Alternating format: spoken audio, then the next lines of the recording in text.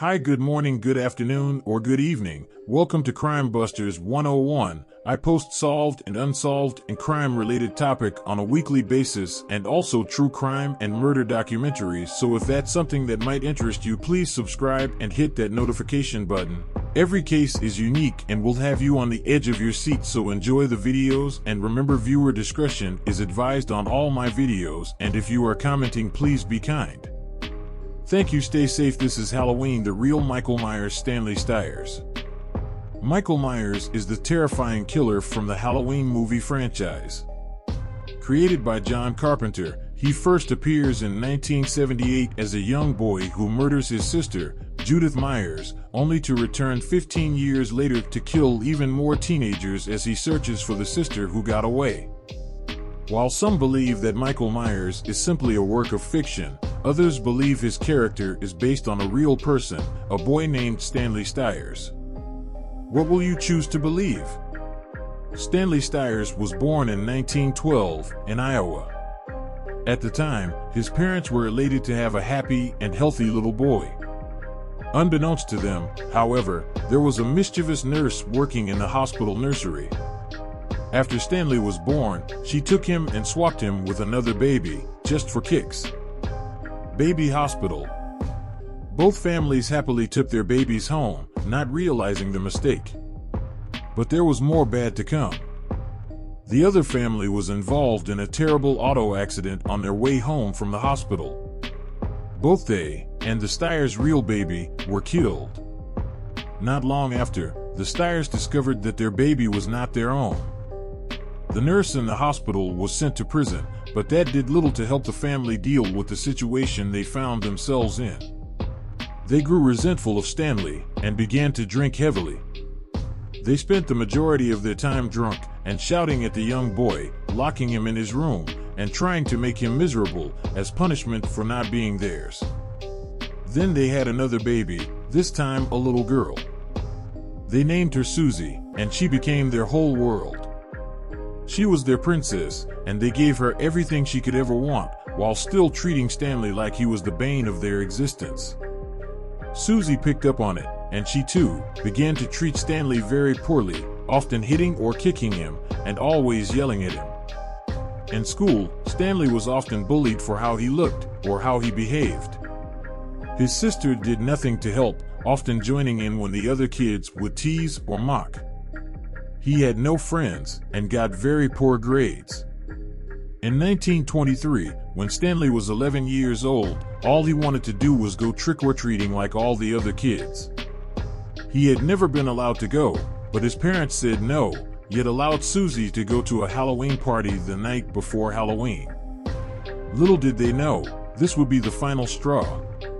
Just hours after Susie returned home, Stanley snapped. He took a butcher knife from the kitchen and stabbed her multiple times until he knew she was dead. He then turned on his parents, killing them in their beds. Finally, he turned to the family dog, killing him as well.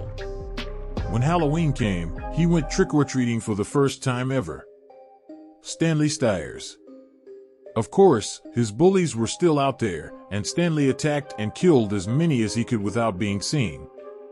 At one point, he even invaded the home of one of his bullies, killing him and his entire family, before returning to the street to collect more candy. He was having the time of his life, and stayed out until morning, sitting on a swing at the school playground, gleefully eating his candy. That's when the feds swooped in, and he was taken to a private psychiatric institution where he was studied for the next 13 years. All records of Stanley were suppressed, including his Halloween killing spree. To the rest of the world, it was as though he never existed. The government wanted to know what would make a boy snap like he did, and what gave him the strength and ability to kill so many people. They opened the study up by first looking for signs of the paranormal, but they found nothing. Not even the slightest sign of demonic possession. But they didn't stop there. They knew he was a danger, and they continued working on and with him. But then, on Halloween 1936, a couple of orderlies started to harass Stanley. He was now 24 years old, and had grown quite a bit over the past 13 years. Standing at 6 feet 4 inches and 260 pounds, they should have known better. Stanley snapped their necks as easily as if he were snapping a pretzel in half. Michael Myers. He walked right out the front doors of the institution where he was met with resistance. The feds had been alerted and were standing, armed, in the parking lot. Stanley didn't stop though. He walked straight out, and while he was shot multiple times, he managed to take out everyone who would try to stop him. Some say Stanley possessed superhuman strength, and that he was able to lift and throw a car, killing all the federal agents in the parking lot that night. Others say he was just that terrifying, that he felt no pain, and the agents backed down or were killed when Stanley got his hands on them. With there being no legitimate or legal record of Stanley Stiers, we can never know for sure if he really existed. We do know that John Carpenter has stated that when he was in college he went on a class trip to a mental institution in Kentucky. There, he visited the most serious mentally ill patients.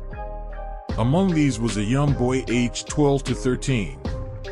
He said the boy gave a schizophrenic stare, a real evil stare, which he found unsettling, creepy, and completely insane. While the boy John Carpenter described couldn't be Stanley Stiers, John Carpenter wasn't born until 1948, 12 years after Stanley escaped. Is it possible his inspiration truly was the story of Stanley Stiers? Thank you for watching Crime Busters 101. I post solved and unsolved and crime-related topic on a weekly basis, so if that's something that you are interested in, please subscribe and hit that notification button.